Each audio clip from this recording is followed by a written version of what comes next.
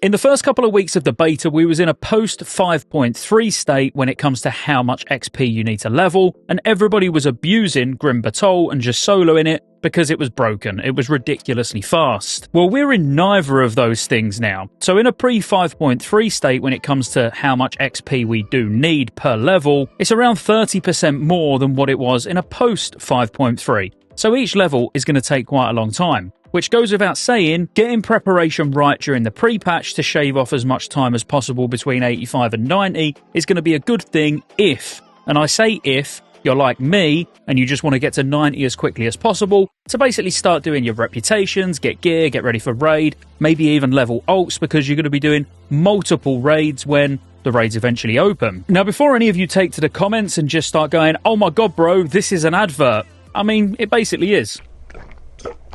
Sorry, I was thirsty. I don't think it's any big secret that one of my go-to ways to level is obviously following the blue arrow. The blue arrow being rested XP. With the amount of hours it's actually going to take to get from 85 to 90 and the limited ways that you can level, because there's lots of ways to get experience. I want to put that out there. They've doubled the amount of digs you can do per site, so archaeology is not actually that bad when it comes to getting XP, because you're getting 6 lots of XP now each dig site, which at level 88, with each dig given around 38k, so you're going to get about 230k rounding up from each dig site. You're going to be getting just over a quest per dig site, but obviously to do each dig site is going to take far longer than doing a quest, especially with travel time, but it's an option. The same way as once your first character's got to level 90 and you can send the Tome of Flying over to your ults, you've got the option of doing herbing and mining to get XP, which I'll be honest with you is exactly what my gathering character's going to do, because I can't see me needing to level it to level 90 when it's going to be able to fly at 85. It'll probably get to 90 slowly over a few months. You could dungeon spam, which we know going all the way back to even TBC, that spamming dungeons is a very efficient way to level, certainly when there's so many people in the open world leveling. And I'd be lying if I didn't say one of my favourite ways to level is with pet battles, because I am extremely sad and really do enjoy doing pet battles anyway, so the fact that I can do pet battles and get player experience at the same time of leveling pets is definitely a winner. But my go-to, especially in Mr. Pandaria, is going to be the blue arrow. And like I said at the start, many of you will be like, bro, this is an advert.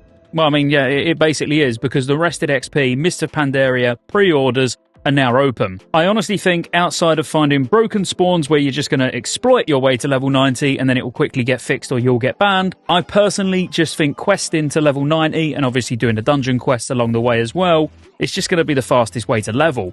And not only that, you're going to get the important reputations that you need as well, specifically doing all of Dread Wastes. And if you're not an expert when it comes to Mr. Pandaria and don't know where every single quest is, all you've got to do is follow a blue arrow and it takes you around. Now, I'm not going to pull the wool over your eyes. It's an affiliate link that's in the description and the pinned comment, so every guide you buy, I get a bit of kickback and it goes towards supporting the channel. And while that is very nice, don't get me wrong, that is 100% not the reason I recommend this guide. For any of you that have known me for years, I've used this literally since it launched, and I struggle leveling any characters without it now, because it really does make you extremely lazy. You can switch your brain off, follow the blue arrow round, kill some mobs, and it basically just does everything for you, which is kind of ideal for me, and probably ideal for you as well. But many of you have asked if I'm going to prepare a pre-quest stacking guide, so what quests should I stack up now, you know, to get a big chunk of the way in towards 86.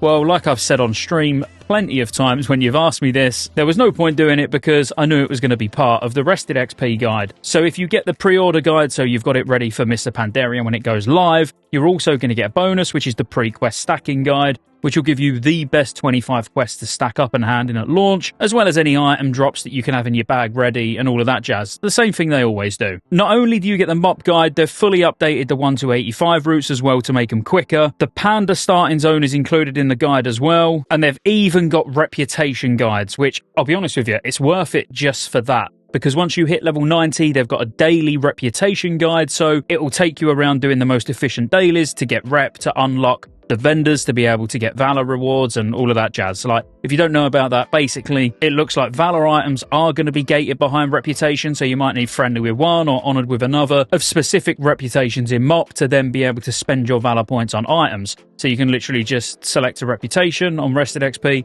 go around, do some dailies, again, just following the blue arrow. And of course, if you've used Rested XP before, you know the 85 to 90 portion of the guide is going to be super fast. It's going to take you around the most efficient route, and even though quests are very streamlined, don't get me wrong, where you go and get 4 quests here and then it goes and sends you somewhere else, and then, you know, it's not exactly complicated, but it makes it faster. It makes it easier. It guides you to all the locations you need to go to. So again, I like to be able to turn my brain off. Now, don't get me wrong, whilst there are alternatives to Rested XP, I know there's things like Zygor that you can use. There's Questy, obviously, which is just free and just kind of works, but I personally can't recommend Rested XP enough. So I wanted to do a quick video just to let you know that the pre-orders are open, how painful the leveling is going to be, because trust me, at pre 5.3 values, the questing is still going to take, I was going to swear, I won't swear, it's still going to take ages, even with using Rested XP. This will just make it a little bit less painful. But as always, if you enjoyed the video, be sure to like and subscribe. Leave me some hate in the comments below why you don't want to buy Rested XP and why you don't want to use it. And for those of you that do, again, thanks very much, because it does give some kickback to the channel. And I'll see you on the next one.